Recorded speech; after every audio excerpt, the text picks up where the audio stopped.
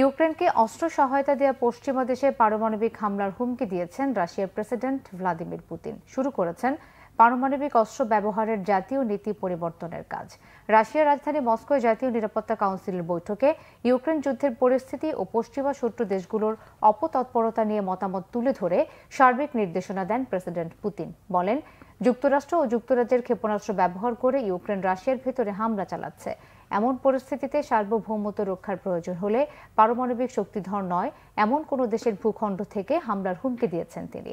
পারমাণবিক অস্ত্র ব্যবহারে আন্তর্জাতিক বাধ্যবাধকতা এড়িয়ে এ পদক্ষেপ গ্রহণকে সহজীকরণের কাজ শুরুর নির্দেশ দিয়েছেন তিনি। বলেছেন, কেবল পারমাণবিক হামলায় আক্রান্ত হলে পাল্টা একই ব্যবস্থার জাতীয় নীতি পরিবর্তন করা হবে।